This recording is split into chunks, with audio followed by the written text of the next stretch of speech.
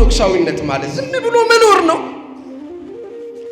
በቃ ታኅሳስ ገብርኤል፣ ሐምሌ ገብርኤል፣ ኅዳር ሚካኤል፣ ሰኔ ሚካኤል፣ ጥር ማርያም፣ ኅዳር ጽዮን፣ ጥምቀት፣ ገና፣ ደብረ ሊባኖስ፣ ዝቋላ እዛ ደርሰን መምጣት ብቻ። እዚህ ጋር ከሆነ ክርስትናው አመኑ። አዎ ላመኑት ጌታ ምን ሆኑ ስትሉ ተወገሩ ይላል። አመኑት። አዎ ላመኑት ጌታ ምን ሆኑ ስትሉ ተሰየፉ ይላል። ለሄዱት ተጨነቅን። እነሱም ዕድለኞች ናቸው እንዳመኑ ሄዱ።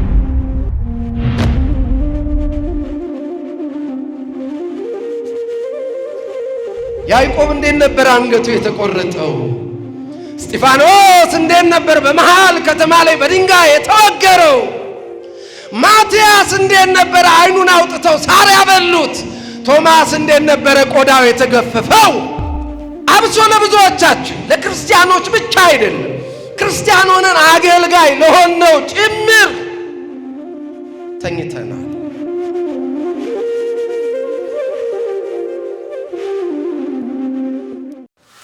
በስመ አብ ወወልድ መንፈስ ቅዱስ አሐዱ አምላክ አሜን።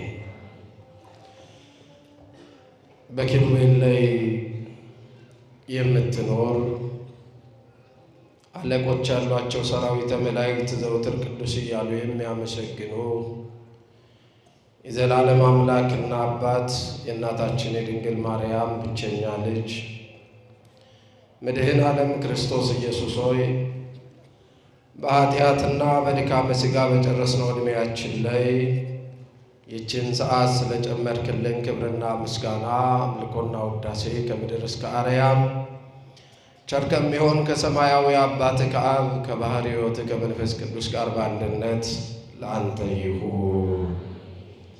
እጅግ የተወደዱና የተከበሩ መላከ ምሕረት ቆሞስ አባ ዜና ማርቆስ የዚህ ታላቅ ካቴድራል የቀዳማዊቱ ታሪካዊ መቅደስ ዋና አስተዳዳሪና የሁላችን አባት የመንጋው ባላደራ ክቡራን የደብሩ መምህራነ ወንጌል መተርጉማን፣ ሰባኪያን፣ ክቡራን አበው መነኮሳት፣ አዕይንተ እግዚአብሔር ካህናት፣ ወንድሞቼ ዲያቆናት፣ ዘማሪያን፣ የሰንበት ትምህርት ቤት ተማሪዎች በዚህ ምሽት ልዑል አምላክ እግዚአብሔርን ፍለጋ ወደ ታላቁ ተራራ የመጣቸው የእግዚአብሔር ልጆች፣ የድንግል ማርያም የመስቀል ሥራ አደራዎች ሁላችሁም በክርስቶስ ሰላም ሰላም እላችኋለሁ። እንደምን ዋላችሁ? እንደምን ሰነበታችሁ? ቸር አባት፣ ደግ ጌታ፣ የማይሾሙት ንጉሥ፣ የማያበድሩት ባለጠጋ እሱ እችን ሰዓት ስለሰጠን ደግሞም በቤቱ ስለሰበሰበን ክብርና ምስጋና ለስም አጠራሩ ይሁን። እንደ እግዚአብሔር ፍቃድ ከሰዓቱም አንጻር ለጥቂት ደቂቃዎች የምንማማርበት የትምህርታችን ርዕስ እነዚህ ሁሉ እያመኑ ሞቱ ይላል። እነዚህ ሁሉ እያመኑ ሞቱ። ቅዱስ ጳውሎስ መልእክት ለዕብራውያን ክርስቲያኖች ደግሞም ለማያምኑ በይሁዲ እምነት ለነበሩ ለአይሁዳውያን በጻፈው መልእክት በምዕራፍ 11 ላይ ቁጥር 13 ላይ የምናገኘው ቃል ነው። እስቲ ከኔ ጋር በሉ። እነዚህ ሁሉ አምነው ሞቱ። እነዚህ ሁሉ በሉት እስቲ። እነዚህ ሁሉ ያመኑ ሞቱ። ድገሙት። እነዚህ ሁሉ እንዳመኑ ሞቱ። የእነሱን በረከት ይስጠን። እዚህ ጋር ቅዱስ ጳውሎስ ስለ እምነትና ደግሞ አማኝ በምድር ላይ ምንም ባያገኝ እንኳ የመጨረሻ የመጠቅለያው ጉዞ ከባዱ የመከራ ሞት እንደሆነ ያስረዳበት ምዕራፍ ነው። አንዳንድ መተርጉማን ገድለ ቅዱሳን ይሉታል። ይህን የዕብራውያን መልእክት ምዕራፍ 11ን ከአብርሃም ጀምሮ ኖህን ያነሳል፣ ሙሴን ያነሳል፣ ዳንኤልን ያነሳል፣ መሳፍንትን ያነሳል፣ ቅዱሳት እናቶችን ያነሳል። እንዴት እንደተጋደሉ፣ እንዴት ደግሞ ስለ ሃይማኖታቸው ዋጋ እንደከፈሉ። ነገር ግን ምንም አጥተው አይደለም፣ እዚህ ምድር ላይ ምንም ጎሏቸውም አልነበረም። ግን ፈርዖን ቤት ከሚገኝ ክብርና ንግስና በዓለም ካለው የሚጣፍጥ ምግብና የሚጥመው መጠጥ ከሞቀ ትዳርና አልጋ ይልቅ ስለ እግዚአብሔር መከራን መቀበልን መረጡ ይልና ወደ 36ኛው ቁጥር ስትመጡ እንዲህ ይላል፣ ሁሉን እያጡ ይላል። ሁሉን ምን እያሉ? እያጡ ዓለም አልተገባቸውምና ስለ ክርስቶስ መከራ እየተቀበሉ ሞቱ፣ ዓለምን ጥለው ሄዱ። ክርስትና ግቡ ምንድነው? የክርስትና ጥጉ የቱ ጋር ነው? እግዚአብሔርን ማመን። አመኑ። አዎ ላመኑት ጌታ ምን ሆኑ ስትሉ ተወገሩ ይላል። አመኑት። አዎ ላመኑት ጌታ ምን ሆኑ ስትሉ ተሰየፉ ይላል። ዕብራውያን ምዕራፍ 11 በሙሉ አንብቡት። ኢሳይያስ አመነ፣ ነቢይም ነበረ፣ እግዚአብሔርን በትልቅ ዙፋን አይቶታል፣ ስለ ክብር ተጠርቷል።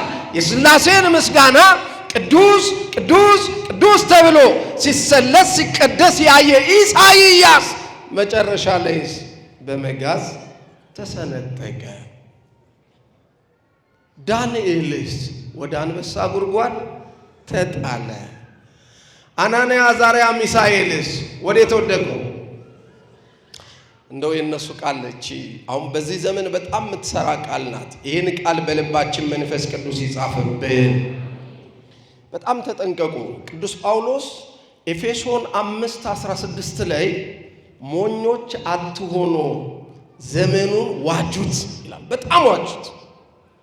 በጣም ለአንዳንድ ክርስቲያኖች አብሶ ለብዙዎቻችን ለክርስቲያኖች ብቻ አይደለም ክርስቲያን ሆነን አገልጋይ ለሆነው ጭምር ተኝተናል፣ አልነቃንም፣ ዘመን መዋጀት አልቻልንም። መንቃት ማለት ንስሐ መግባት ማለት ነው። መንቃት ማለት ተዘጋጅቶ መኖር ማለት ነው። መንቃት ማለት ከክርስቶስ ጋር ህብረት ማድረግ ነው። መንቃት ማለት እንደ ቃሉ መኖር ነው። አምኖ ብቻ መጓዝ አይደለም። የሰለስቱ ደቂቅ ቃል በጣም የሚገርም ቃል ነው። በደንብ ልብ አድርጋችሁ ይዩት። ባያድነን እንኳ ምን ባይለ ማዳን አይችልም እያሉ ይመስላችኋል? ምን እያሉ ይመስላችኋል? ባያድነን አናንያ አዛርያ ሚሳኤል ዛሬ እኔ እናንተ ወደዚህ እንድትመጡ ይህን መንገድ መርጬላችኋለሁ ካለን አንተ ከዚህ ልታስጥለን ስለማትችል አንተ ላቆምከው ምስል ምን አንልም? አንሰግድም። ባያድነንም ዓለም ላቆመችው ጣዖት ምን አንልም? ባያድነንም ሰዎች ለሰሩ ስርዓት ምን አንልም? ባያድነንም ሰዎች በሚፈልጉት መንገድ አንሄድም። ምትሞቱት ምታልቁት በዚህ መንገድ ነው ካለ ለክብሬ ያደርግልህ። ግን ንበሩ ድለዋን ይክሟል። ተዘጋጅታችሁ ኑሩ። ማቴዎስ 25:12-14 ተዘጋጅታችሁ በየትኛው መንገድ እንደሚመጣ ሌባ አታውቁም። ሞት ቤት መንገድ ነው ለክርስቲያን የሚመጣው። ዝም ብሎ ማመን ብቻ ነው። በጣም ይወላችሁ አሁን በደንብ መወቃቀስና መተያየት አለብን። ኦርቶዶክሳዊነት ለአንዳንዶቻችን ዝም ብሎ ኦርቶዶክስ ሆኖ መኖር፣ አብይ ጾም ሲገባ ስጋ ቤት መጋፋት፣ ሲፈታ ቅርጫ ላይ መጋፋት፣ ገና ሲሆን ክሪስማስ ማክበር፣ ምግብ ቤትና መጠጥ ቤት ማጣበብ፣ ጥምቀት ሲሆን ታቦት ሸኝቶ ሲጨፍሩ ማደር፣ መስቀል ሲሆን ከደመራ መልስ አስረሽ ምጩ ማለት እምነት ከባህል ባህል ከእምነት ተቀላቅሎብን የሕይወት አማኝ ሳንሆን ክርስትና በዓል አክባሪ እንጂ የሕይወት ነዋሪ ሳንሆን ቀኒቷ አንገታችን ላይ መጣች።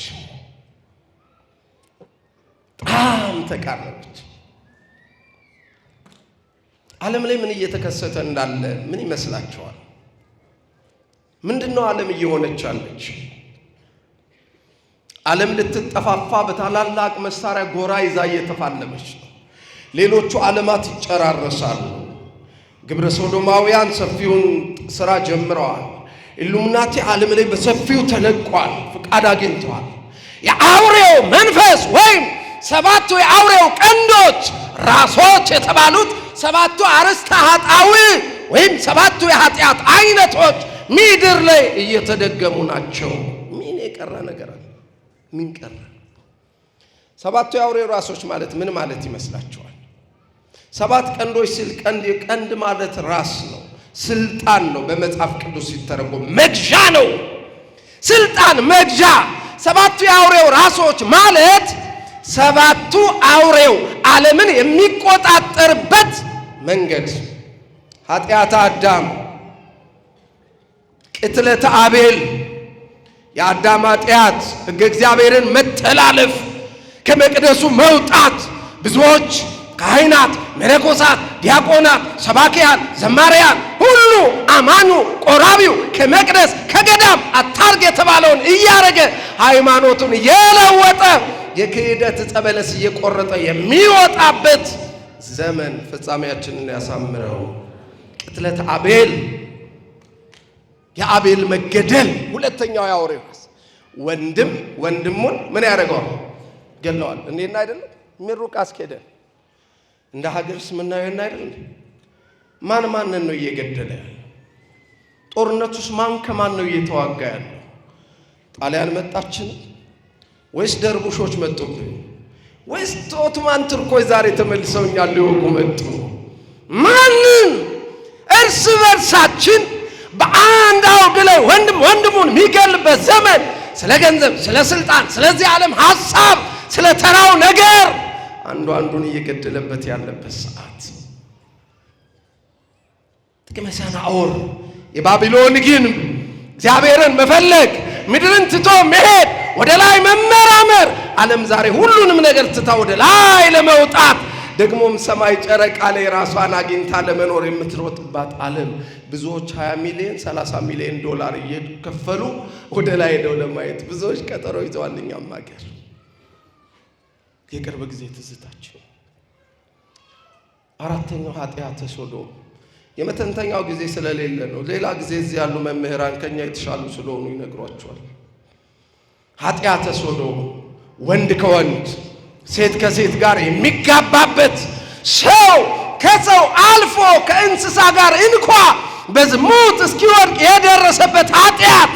የኃጢአት ምድሪቷ ላይ የለም። አሁን የአይደል ምድሪቷን ያረከሳት፣ የአይደል ምድሪቷን ያጠፋ ያለው እንዴት ነው መንቃት ያልቻልነው? ተኝተናል እኮ አምኖ ብቻ ቁጭ። ኃጢአት እስራኤል እኮ አለ። የእስራኤል ልጆች ልጆቻቸውን ለጣዖት እየገበሩ ያሉበት። ዛሬ ለአውሬው የሚገበሩት ሕፃናት አይደሉም ወይ? ዛሬ ብዙዎች ልጆቻቸውን ራሳቸውን ሳይቀር የአውሬው አባል ሲሆኑ በዚህ ዘመን በሚዲያ ያየን በገሃድ ደማቸውን እያፈሰሱ ራሳቸውን እየቆረጡ I sold my soul for devil፣ እኔ ነፍሴን ለሰይጣን በደሜ ሸጥኩ እያሉ የገቡበት ዓለም። ይህን ዘመን እግዚአብሔር ያሾልከን። እንዲህ ሳንሆን እያመኑ እንዳመኑ ሳይጠራጠሩ ሳይክዱ ከሃይማኖታቸው ጥርጥር ከእምነታቸው ድንበር ሳያልፉ እንዳለፉ የአባቶቻችንን ጽናት እግዚአብሔር ያድለን። ለሄዱት ተጨነቅን፣ እነሱም እድለኞች ናቸው፣ እንዳመኑ ሄዱ። ለሄዱት ነው እንዲህ የምናረው። የኛ ፍጻሜ ምን ይሆን? ቆርበን ይሆን? ንስሐ ውስጥ እንሆን?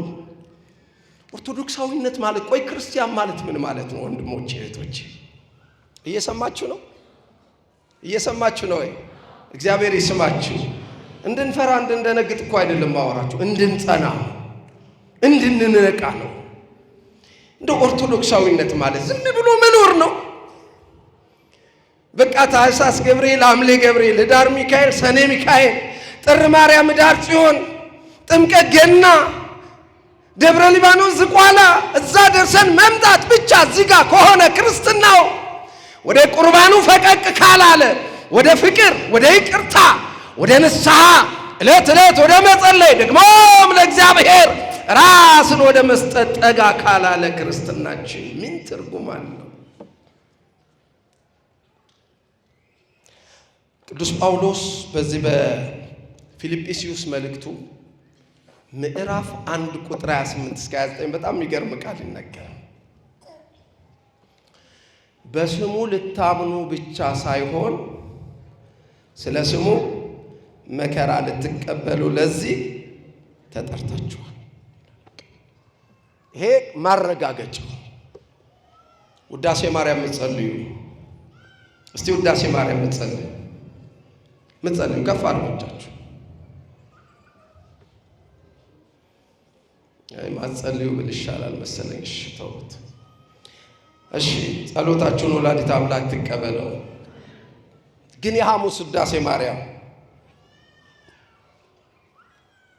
ለእስራኤል የነገሰ ዳዊት የመጨረሻውን ክፍል ይዩት። ሰማዕታት የዚችን ዓለም ጣዕም በእውነት ምን አሉ? ናቁ። ደማቸውን ስለ እግዚአብሔር አፈሰሱ። ስለ መንግሥተ ሰማያት መራራ ሞትን ታገሱ። እንደ ይቅርታ ብዛት ምን በለን? ቅድስት ሆይ ለምኝልን፣ እንድንጸና ትለምንልን። ክርስትና በስም ማመን ገብረ ሚካኤል፣ ኃይለ ማርያም፣ ወልደ ኢየሱስ፣ ተርሲተ ሚካኤል፣ ወለተ ሐና ተብለሽ መጠራት አይደል። ከፍ ይላል ክርስትና። በመሰረቱ ክርስቶስ ይላል ቅዱስ ፖሊካርፕ ሲናገር ክርስቶስ ለዓለም ክርስትናን ሲሰጥ አለ የመጠቅለያውን ወረቀት መከራ አደረገው። ምን አደረገው? ቅዱስ ጊዮርጊስን ትወዱታላችሁ? አርሴማንስ ትወዳላችሁ? ቂርቆስንስ ትወዳላችሁ? ምን ስላረጉ? ምን ስለሆኑ? በደማቸው እግዚአብሔርን መንግሥት በምድር ላይ ስለሰበኩ ባጥንታቸው መከስከስ ጀርባቸው ላይ ጅራፍ እንደ ልብስ እያረፈ አንገታቸው ላይ ሰይፍ እንደ ከረባት እየታሰረ ስላለቁ። የሐዋርያት ቁጥር ስንት ነው? ስንት ነበር? 12 አይደለም? የት ሄዱ? ምን ሆነው አለቁ? ያዕቆብ እንዴት ነበር አንገቱ የተቆረጠው? እስጢፋኖስ እንዴት ነበር በመሃል ከተማ ላይ በድንጋይ የተወገረው? ማቲያስ እንዴት ነበር አይኑን አውጥተው ሳር ያበሉት? ቶማስ እንዴት ነበር ቆዳው የተገፈፈው? እውነት የነሱን ረሳ ነው ያን ውለታ ያን ሰማዕትነት። እና ባኖብ እንዴት ነበር የቅድስት አርሴማ ጡት እንዴት ነበር የተቆረጠው? ቅድስቲቷ ሰማዕት አይኗ እንዴት ነበር የወጣው? ደስ እያላቸው ነው የሄዱት።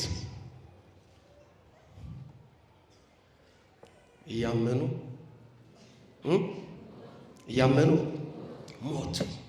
ክርስትና መጠቅለያ ወረቀቱ የስጦታ ወረቀት የክርስትናው ወደድንም ጠላንም መከራ ነው። ጌታ ግን ምን አለ ታዲያ ሲያስተምረን? በዓለም ሳላችሁ መከራ አለባችሁ አለ። ግን ምን ይላል መሰላችሁ? ቀጥሎ አይዟችሁ እኔ ዓለምን አሸንፌዋለሁ። እግዚአብሔር ያሸንፍልን። አይዟችሁ እኔ አለ ዓለምን አሸንፌዋለሁ። ግን መከራ አለ። አዎ አለ።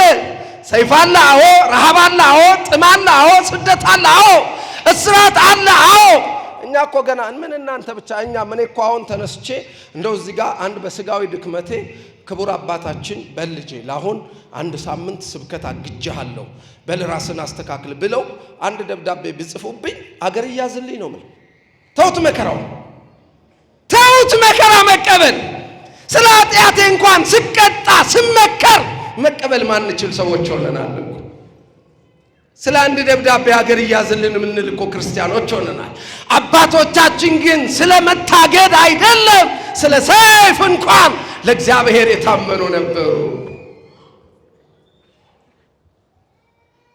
እንዴት ነው እየኖርን ያለ ነው?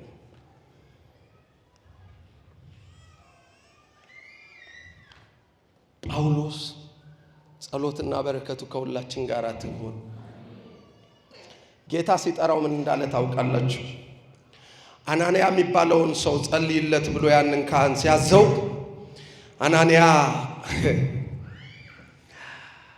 ጌታ ሆይ ውሰደው፣ ጸልይለት፣ አጥምቀው፣ እሱን ስለ ስሜ ይላል መከራ እንዲቀበል ጠርቼዋለሁ። ምን እንዲቀበል? አቤት መከራ፣ ስለ ስሜ መከራ። ይኸውላችሁ መጀመሪያ እኛ ለሚመጣው የዚህ ዓለም አሰራር መከራ ሁሉ መጀመሪያ አንገታችንን ለመስጠት እንዘጋጅ። ሌላውን ዲፌንስ ቀጥለን እንዘጋጅበታለን። መጀመሪያ ሕይወታችንን እናስተካክል ባካችሁ። መከራው ከባድ ነው። ዘመኑን እንዋጅ። እጅግ የሚከባብዱ ዘመን። እንደ አባቶቻችን ዳዊት እኮ እንዲህ ይላል እዚህ መዝሙር 79 ቁጥር 3 ላይ ደማቸውን በኢየሩሳሌም ዙሪያ አፈሰሱት፣ ስጋቸውን ለሰማይ አሞሮች ሰጧቸው፣ የሚቀብራቸው አጡ። እንዲኮ ያሉ ሰማዕታት ነበር ታውቃላችሁ። የሚቀብራቸው ያላገኙ፣ ደማቸው እንደ ውሃ የፈሰሰ፣ አጥንታቸው ሲከሰከስ ዋጋ ደስ እያላቸው የከፈሉ፣ በስሙ ልታምኑ ብቻ ይሆናችሁ። ይሄ ክርስቶስ የሚባለው ስም ጳውሎስን ሲጠራው ለመከራ፣ ጊዮርጊስን ከውትድርና ስልጣን የአባቱን ስልጣን ሊፈልግ በሄደበት ክርስቶስ ስም ሲሰደብ አይቶ ከስልጣን ውርስ ይልቅ ክርስቶስን መስበክና መሞት። አርሴማ እኮ ትችል ነበር። ድርጣድስ ጋር እኮ ንግሥት መሆን ትችል ነበር። ኢየሉጣ ከነልጇ ከቂርቆስ ጋር እኮ ንግሥት ሆና መኖር ትችል ነበር። ግን አይ የዚህ ዓለም ደስታ ሳይሆን የማ መንግሥት ይሻላል። ውጤት እኮ እንዴት ደስ ይላል መሰላችሁ። ናፍቃችሁ ታውቃላችሁ? ቆይ ናፍቃችሁ ታውቃላችሁ? አሁን እንደው መድኃኒዓለም ቸር ነውና ተገልጾ ልጆቼ እንደው ሰሞኑን የለመናችሁትን ልመና የፍላጎታችሁን ልስጣችሁ ወይስ ጥርግ አድርጌ ዛሬ ምሽት ወደ እኔ ልውሰዳችሁ ቢል የትኛውን ትመልሳላችሁ?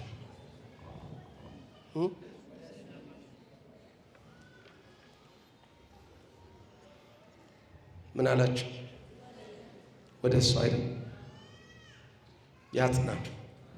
አሜን። ያጽና። እንዴት እኮ እንደሚያምር ያ ቤት። ጳውሎስ ገና መከራው በብዙ መልኩ የመጣ በብዙ ስራ ስቃይ በብዙ መከራ ሲያልፍ እንደውም አንድ ኤፌሶን ውስጥ ቅዱስ ጳውሎስን እንዲሁ ብቻ አይደለም። ኤፌሶን ውስጥ በጣም የሚገርም አሬና አለ።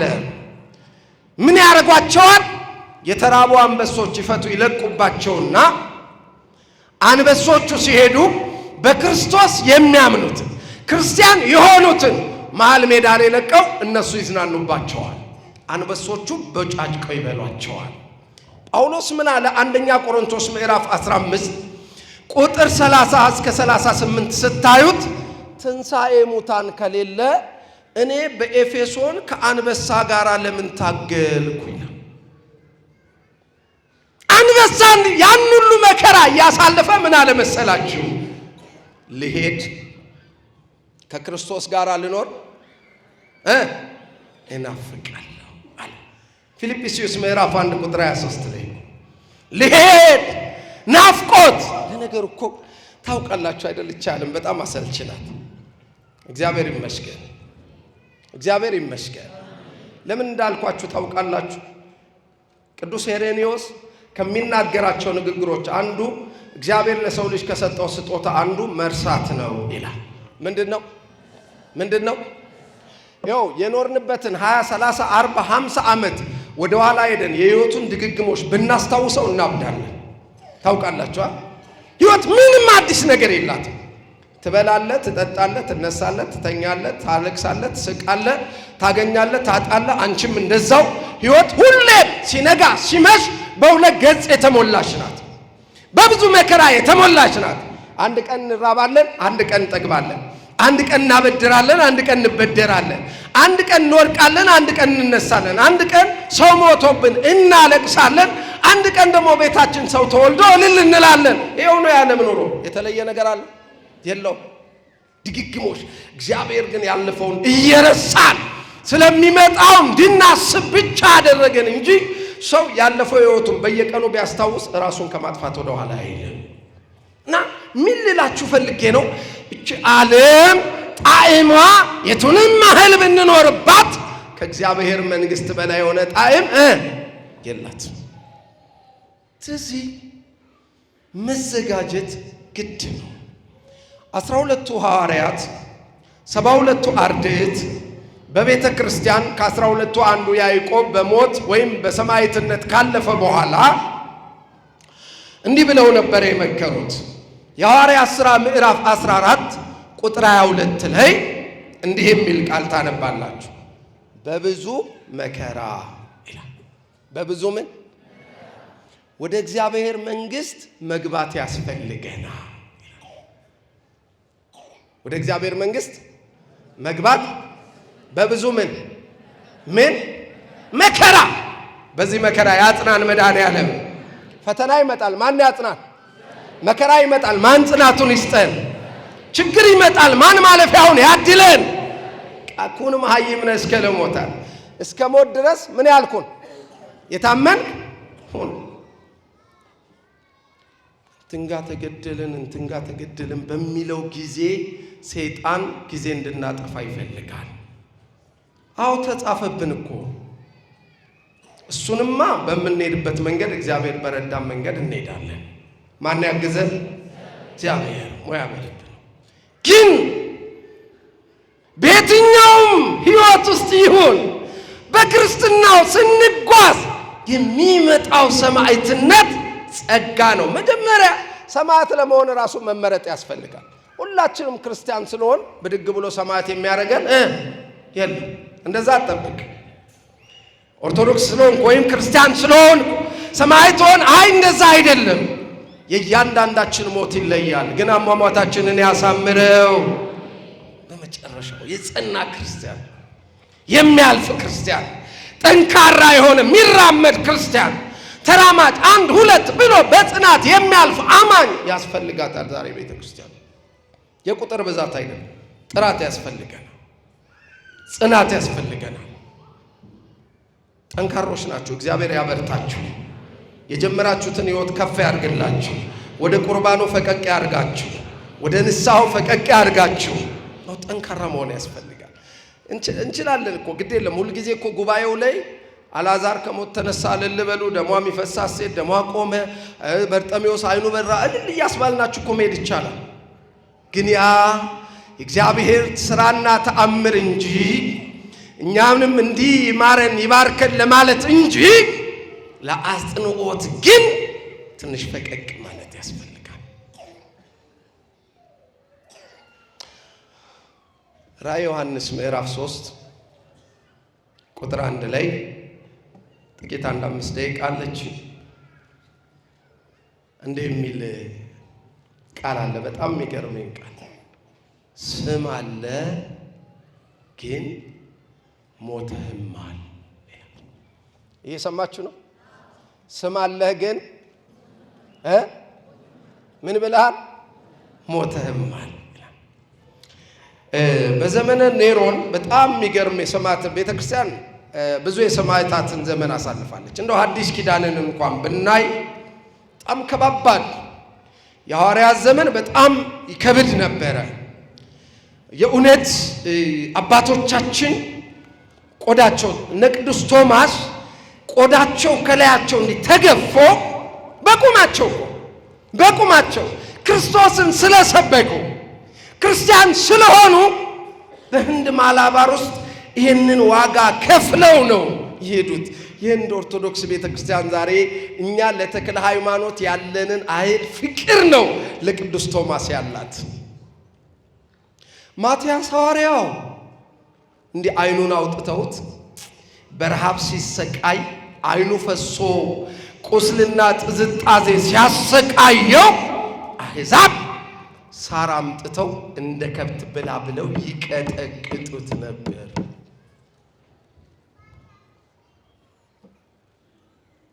ጴጥሮስ አባታችን መጨረሻው ሰማዕትነት ሲቃረብ ምንድነው ያደረገው? ተዘግዝቆ ነበር አይደል የተሰቀለው?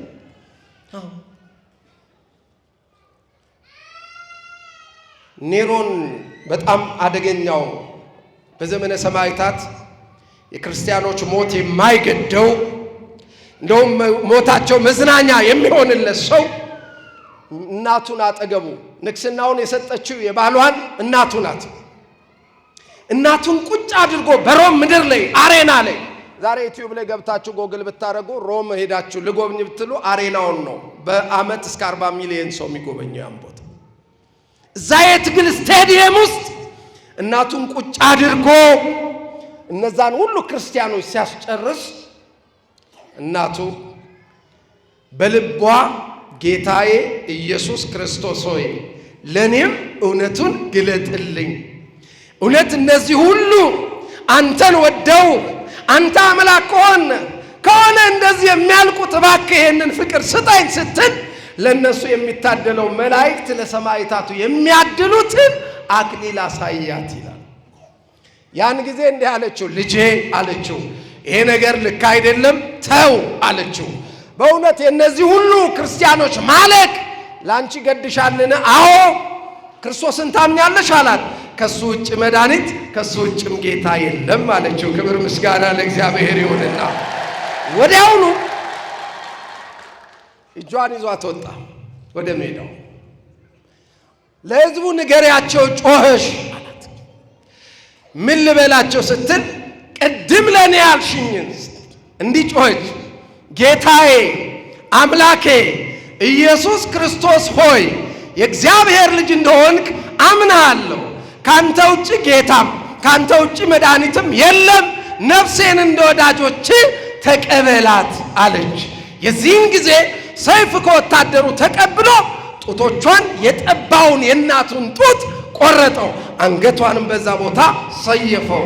መላእክትም ነፍሷን ሊወስዱ መጡ ይላል። ዘመነ ሰማዕታት ላይ ያለ ታሪክ እንዲህ እኮ ነው የመጣው ሰው ክርስትናው እኮ።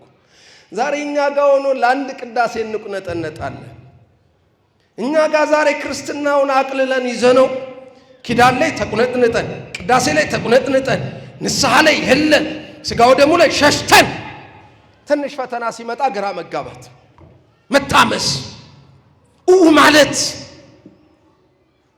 ጀመሪያ ለሚመጣው መከራ ክርስቶስ እንዴት እንደሚቀበለን ለማየት ራስ ማዘጋጀት። ስም አለ ሞተሃል። ስም ይዞ ከመሞት ይሰውራችሁ። አሜን በሉ። ለሰርዴሱ ቤተ ክርስቲያን መልአክ እንዲህ ብለህ ጻፍ፣ ስም አለ ግን ሞተሃል። ብዙ ክርስቲያኖች እኮ አሉ። አንድ ቦታ ላይ ምን አጋጠመን? ጨርሰናል። ጉባኤ ሄደን አንድ ሰው ሞቶ ግርግር ተፈጠረና እኛም ምሳ ብልተውን እንግዶች ነን። እንዲህ ስንገባ ሰው ሞቷል፣ እዚህ እንቀብራለን ይላሉ። አለቃውና ዲያቆናቱ ደግሞ ሰውየው አንገቱ ላይ ክር የለም፣ ኦርቶዶክስ መሆኑን በምን አውቀን እንቅበረው? መዘጋጃ ወሰዱና ቦታ ይስጣችሁ፣ ያላመነ ሰው እዚያ እንቀብረ። በዚህ ክርክር ውስጥ እያሉ አንደኛው ገፋ አድርጎ ገባና አስከሬኑን ሲያየው ያውቀዋል። ወንድሜ ብሎ ጮህ። እኛም ተደናግጠናል በጉዳይ እና ታውቀዋለህ ሲባል አዎ።